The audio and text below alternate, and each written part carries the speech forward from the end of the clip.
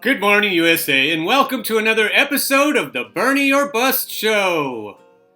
Now, our friend Bernie Sanders, and he is a good friend, sometimes we watch him taking shots from his opponents, and we wish he would just come back and knock their block off.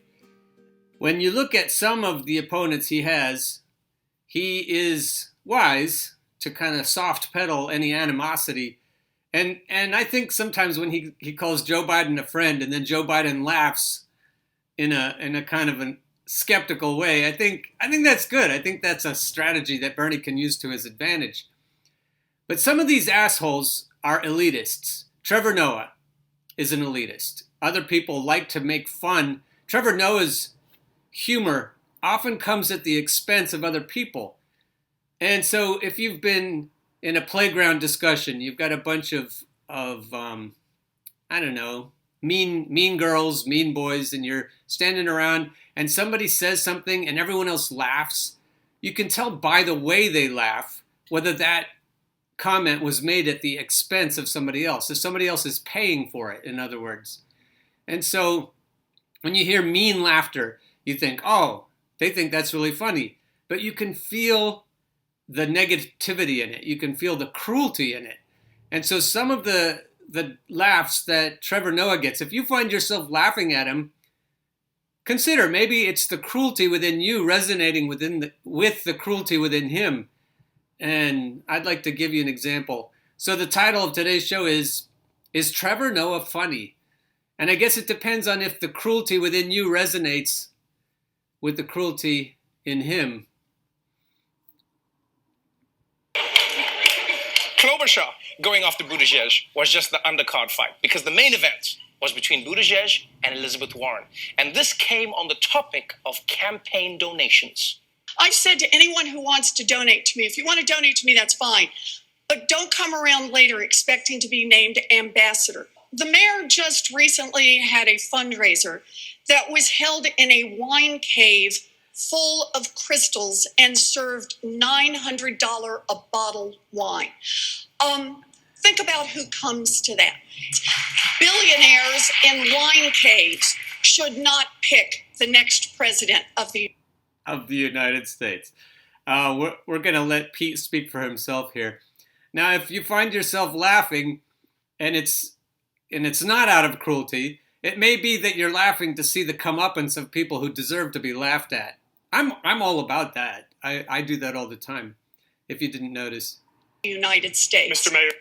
Yeah, you know what? Elizabeth Warren has a great point. Buttigieg shouldn't be holding fundraisers in wine caves. He's not even old enough to drink. And also, what the hell is a wine cave? Like, I don't want a president picked that way. I want a president picked by someone in a tequila cave. That sounds like a lot more fun. A wine cave sounds like where Batman goes to relax. It was a long day, Alfred. Open up a bottle of rosé. So, Elizabeth Warren hit Pete Buttigieg really hard on accepting campaign donations from the ultra-wealthy. But clearly, Buttigieg doesn't subscribe in the whole don't talk back to your elders thing because he threw some punches of his own. Senator, your presidential campaign right now, as we speak, is funded in part by money you transferred, having raised it at those exact same big-ticket fundraisers you now denounce. And that's a true statement. Elizabeth said that she'll take dark money. One Senate term, right? So, and during that time, you've done calls to wealthy donors, you've done big ticket fundraisers, you put together a pretty good war chest. I think about $11 million that you had amassed. What does that say about what you were doing before? If this is the right way to do it now and why not before? So look, I've never actually been in a deeply competitive primary. I get it. Republicans come to the table armed to the teeth. They've got all of their donors, their wealthy donors. They've got their super PACs. They've got their dark money. They got everything going for them. And I'm just going to be blunt. I do not believe in unilateral disarmament. Elizabeth said that she'll take wealthy donor money. Elizabeth has spent a lot of time raising money at these same events for the Democratic National Committee. So she's raising money for evil people, even now. but not necessarily for herself, for her own campaign. But the money she raised for her Senate campaign was raised in exactly the way that Pete is raising it, and she's transferred that money to her presidential campaign. The problem with issuing purity tests you cannot yourself pass. If I pledge never to be in... So what we're saying is that they're both crooks. And Pete goes on and says that Elizabeth should donate to his campaign. That was pretty good. But it makes sense. They're both wealthy. Well, Pete isn't wealthy yet, but you can see where he's going. In the company of a progressive Democratic donor, I couldn't be up here. Senator, your net worth is 100 times mine. Now, supposing that you went home feeling the holiday spirit and decided to go on to PeteForAmerica.com and give the maximum allowable by law, $2,800. Would that pollute my campaign because it came from a wealthy person? Yeah. Ooh. Pete Buttigieg just called Elizabeth Warren a wealthy person. You realize for progressive white people, that's like being called the N-word. Yeah. They're like, how dare you call me wealthy? I'm living comfortably, okay?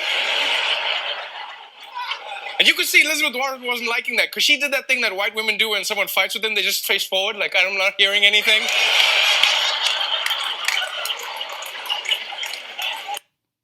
That is what she looks like. But I've noticed people of every gender and color doing that. It's called passive aggression. Elizabeth is a passive-aggressive person. So is Trevor. And so when you look at them, him imitating them. He's good at imitating people. You see that they're not just forthrightly dealing with things the way Bernie does. Also, it was pretty slick that Pete basically suggested that Warren should donate to his campaign. Right? He was just like, go to PeteDemocracy.com. Because, like, if he got every Democratic candidate to give him $100, that's like $4 billion. That's a genius scheme.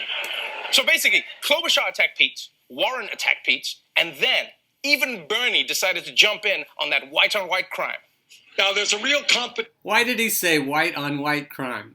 I guess they already made the point using identity politics. You notice Trevor, if you watch this clip from the beginning, you notice Trevor is often framing the way he looks at things the same way MSDNC does and CNN does and Washington Post does and New York Times does.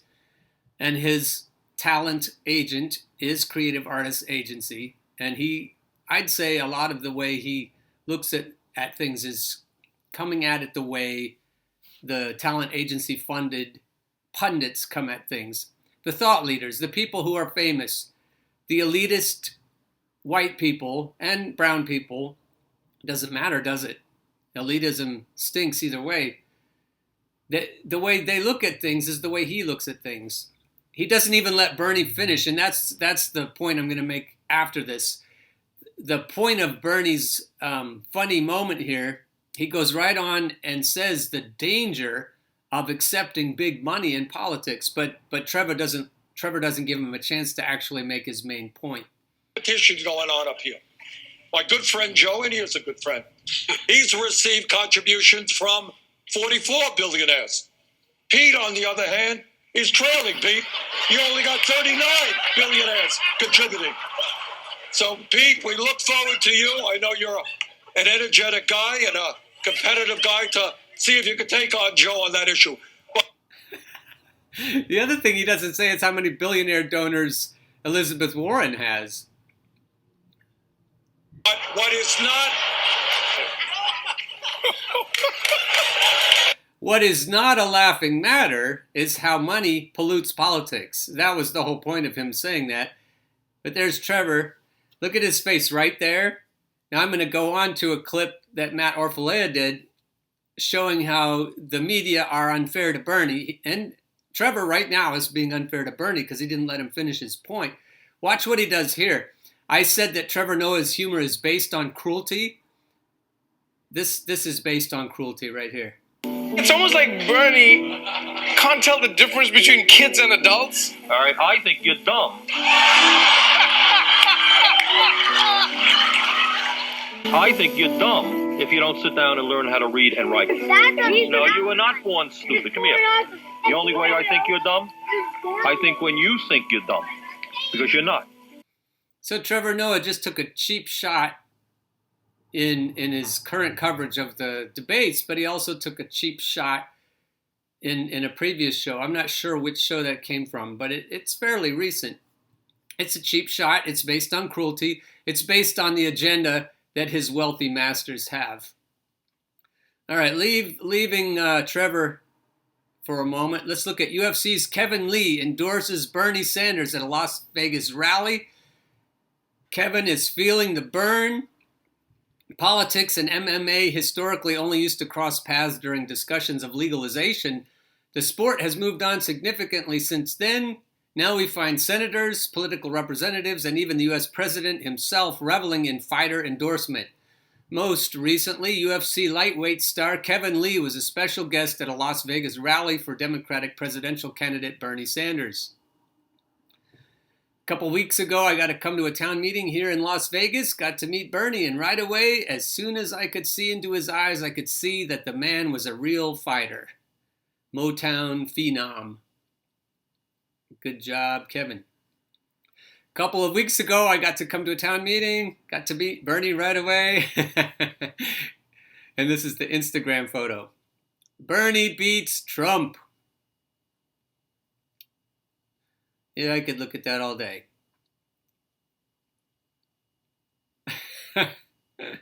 Lee, who posted the edited photo above on his Instagram profile of current President Donald Trump on the canvas, has been critical of the fact that he was muted when attempting to endorse Sanders in his post-fight speech at UFC 244, an event that Trump was in attendance for. But after I knocked the kid out in the first round, I said, Bernie Sanders over the camera, and they tried to mute me, Lee said. Lee, who was born and raised in Detroit, but moved to Las Vegas in 2014 to focus on his training, joined Sanders and Congresswoman Alexandria Ocasio-Cortez in front of a 2,000-strong crowd at Chaparral High School. The 27-year-old could also not help but take a shot at Trump's boy, Colby Covington, who is coming off a TKO loss to UFC welterweight champion Kamaru Usman. I don't know how many people saw the fight last week. President Trump's boy, Covington, getting knocked out in the title fight.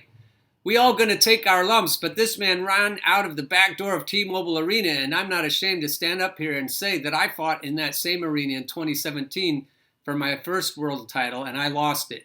I'm not ashamed to say that. The UFC 245 event drew eyes around the world, in part because of the growing friendship between Covington and the U.S. president. So here's Covington and Trumpington in a photo. And then Lee was muted when he tried to endorse Bernie Sanders from the ring. So let this picture remain in your mind all day if you like. It'll be a happy thought. Now a fighter. He said that Bernie's a fighter. This is what Bernie said to the LA, what did he say this to? Well, I'll get there. Citing Joe Biden's troubling voting record, Bernie Sanders warns, my God, Trump will eat his lunch. The Vermont senator said defeating Trump in 2020 will require ideas that are going to excite and energize millions of people who right now are not particularly active in politics and who may not vote at all. Article by Jake Johnson. Warning that President Trump cannot be defeated by an establishment Democrat running a same old type of campaign. I'd say this is what I've been saying for months. You can't defeat an establishment. You can not defeat Trump with any kind of an establishment Democrat, whatever they're saying, because whatever they're saying, whether it sounds good or not, they're not going to do it. They're not going to do anything, any of their plans, if they're being paid for by the oligarchs. That's the other part that Trevor Noah didn't let Bernie finish. When you're taking dark money, when you're taking money from bundlers, when you're taking money from big donors, from big corporations, you're beholden to them. So the people know this. The people aren't going to, because they thought that Donald Trump was a populist. He ran as a populist. So the people wanted somebody who is going to take on their oppressors. And so nobody perceives Joe Biden that way. The only people voting for Joe Biden are privileged people who want to keep the status quo where it is, the cronies of the oligarchs. Same with Elizabeth. Same with Pete, obviously. So the people in battleground states, people in the Rust Belt, they're not going to vote for any of those corporate sock puppets. And so that's why Bernie's right here. He says that a tired old establishment Democrat or even a fresh, young-faced establishment Democrat can't win against Trump. It just can't happen. Now, Los Angeles Times, that's what I was trying to come up with earlier. So, and I saw that interview. It was in the boardroom at the Los Angeles Times. It looked very friendly, but I could still feel that he was in the presence of oligarchic cronies. But he was strong, and he said that Trump would have a field day with former Vice President Joe Biden's record of support for the Iraq War, job-killing trade deals, and other destructive policies. I wish Bernie would come right out and blame Barack Obama for those destructive policies. Pin those on Bill Clinton. He's pinning them on Joe Biden, and that's good, but he should pin them on Hillary Clinton. He should pin them on Barack Obama. He should make sure that people understand, as he understands, that establishment Democrats have done at least as much harm over the last 70 years to the working class as have establishment Republicans. If you're a Donald Trump and you got Biden having voted for the war in Iraq, Biden having voted for these terrible, in my view, trade agreements, Biden having voted for the bankruptcy bill, Trump will eat his lunch. Joe Biden is a personal friend of mine, so I'm not here to attack him, Sanders said. But my God, if you're a Donald Trump and you got Biden having voted for the war in Iraq, Biden having voted for these terrible trade agreements, on and on. Biden is a friend of mine, but... So Bernie is a fighter. Bernie has the stuff. In that focus group, the CNN focus group, the people, 2 or 3 people in that focus group came into it not having chosen Sanders. And they saw Sanders in the debate, in the 6th debate, and they said, I think Sanders could stand up to Trump. I think Sanders could actually face down Trump and defeat him.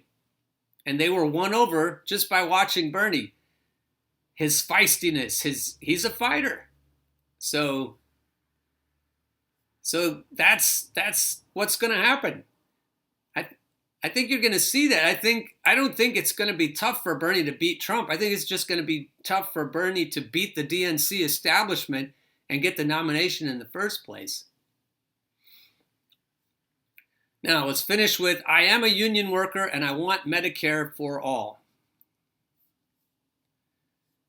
Union strong is how Bernie is going to take on the oligarchs. He's not just going to win the presidency. He's going to organize. He's going to double the membership in unions. He's going to get the unions strong. Hopefully, he's going to help the unions run over their weak-ass leadership, and he's going to get a powerful cohort of workers together to absolutely demand Medicare for all and all the other pillars, all the other planks of his party platform. The Bernie Party. It's not the Democratic Party platform. Although he has shifted the Overton window, and the Democratic Party is more willing to embrace Medicare for all and social and economic equity. So this is what Ashley says, Ashley Payne. My union is in a perpetual battle for decent health care coverage. It's a tactic of our employers to prevent us from striking against our terrible work conditions. If we had Medicare for all, we could demand much more at the bargaining table. We could demand much more in the way of working conditions.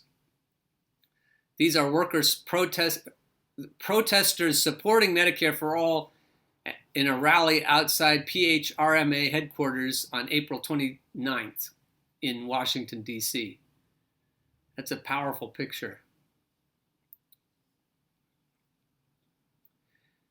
In Contra Costa County, one of the 9 Bay Area counties, I work in social services. As an elected union officer, I organize and represent our unit of eligibility workers and social workers. We are literally the ones who determine who is eligible to have access to what the United States has designed to be our social safety net. I have been in this job for more than 5 years. Rappers make songs about us. If you want food stamps, cash aid, or Medicaid, you come to me and my fellow union workers. If you're a mandated reporter and you call the referral line to report suspected child abuse, we are the ones who pick up the phones and investigate, removing children from dangerous homes where need be. We are the ones who determine whether an older person is eligible for in-home support services so that they can stay out of a nursing home. We are also disaster workers helping out fire-ridden neighbors just to the north of us in Sonoma County. Our jobs are sometimes dangerous because we visit people's homes who may not always have the resources to maintain a safe home for themselves, their family, and other occupants. We are regularly subjected to emotional, verbal, and sometimes even physical abuse and danger. Usually, many things have already gone wrong in a person's life before they land at our doorstep, requiring government assistance. All this is to say our job is stressful and the turnover in our unit is high. What makes our jobs even more stressful is knowing that we are only providing partial help. Many of the benefits we offer are means-tested instead of universally provided and adequately funded. Our clients need and deserve more help than what's on offer from the feds and the state. This means we are frequently having to explain to people why they are no longer eligible to receive assistance. We have to delicately navigate hearings and appeals over benefits that were only partially meeting their needs in the first place and have now been distorted and tampered with by whoever is in Congress or the state assembly and state senate those 2 years. If serving the public weren't hard enough already, our employer makes our jobs even more difficult. We suffer from chronic understaffing, which results in high caseloads, burnout, and high staff turnover.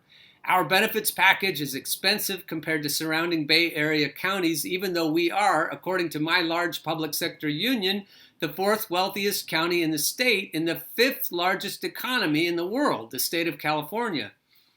As Contra Costa County employees, we pay a hefty amount toward our health, dental, and vision insurances, especially in comparison to our peer agencies.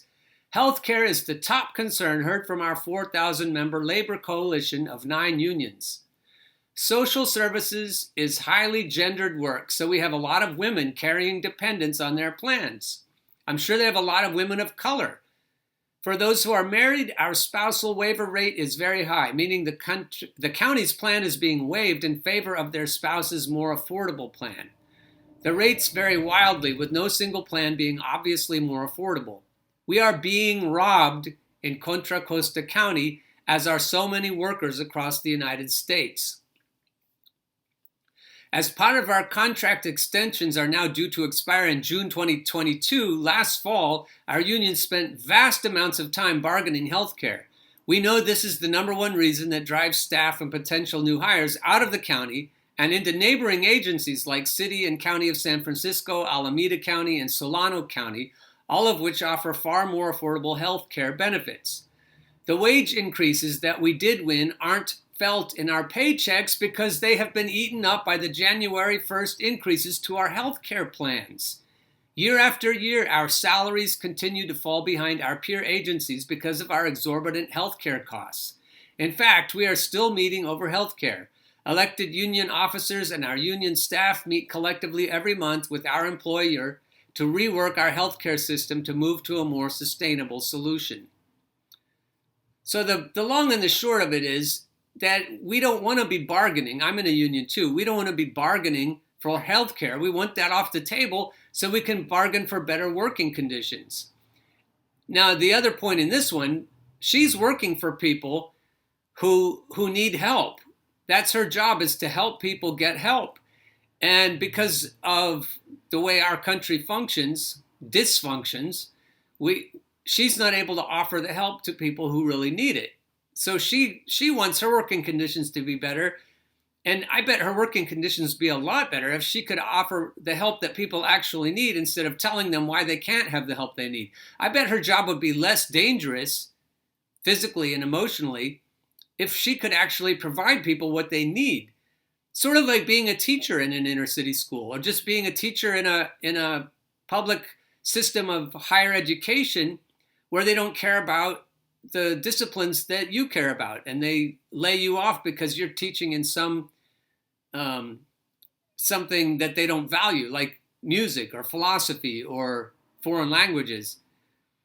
That's another soapbox. I'll get on that some other time. But it's really frustrating when you're working for bean counters, and I bet her frustration is higher than mine, and mine is very high when I have to tie both hands and one leg behind my back and still try to do the job that I'm passionate about. It's hard to stay passionate when the bean counters keep stripping you of the resources you need.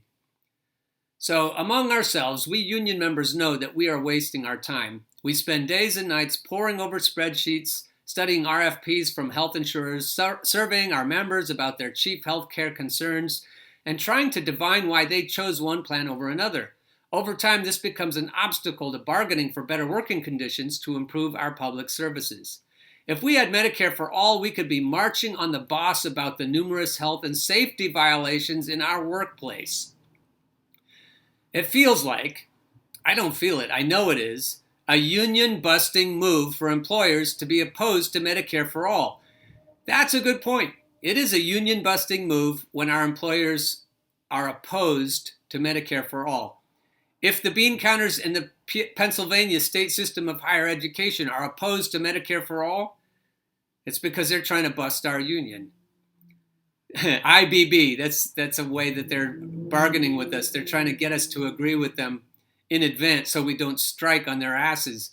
And that's what they want. They don't want Medicare, they don't want health insurance off the table. They want to keep using that as a weapon in bargaining. Our union members are in these jobs to help people. Same with my union. It's a teachers union. Teachers unions, we're in our jobs to help people. We could have gone somewhere else to work, but we chose to work in social services so as to help provide for and protect some of the most vulnerable people in our communities, even if that means that some of our members make so little that their own kids qualify for the same Medicaid benefits we administer. Our employers should want their employees to stay and perform their jobs well because it helps the community. Oh yeah, they care about the community. Sure they do. Our employer is the government and the people who pull the strings of the government. The assholes like Jeff Bezos and Mark Zuckerberg, not a private company stealing value from their employees to generate profits at all costs. That's what the bean counters in the state system of higher education are. It's a private company stealing value from their employees to generate profits at all costs. In the state system of higher education, they're stealing value from their students too, putting them in crippling debt. So that's another side of the same coin. So we should be on the same side. You'd think the bean counters would want to be in the jobs they're in to help students or to help people who need Medicaid. But they're not. Unfortunately, we're not on the same side. Now, if you came to this video to watch Trevor Noah, and you stayed this long to hear about how Medicare for all is a union issue, I'm so glad you did. Please subscribe. Please keep following the Bernie or Bust Show and keep on burning. See you tomorrow. Get on board the Bernie or Bust train. Come get on board the Bernie or Bust train. Once you hear that clickety-clack, there ain't no time for turning back. Go get on board.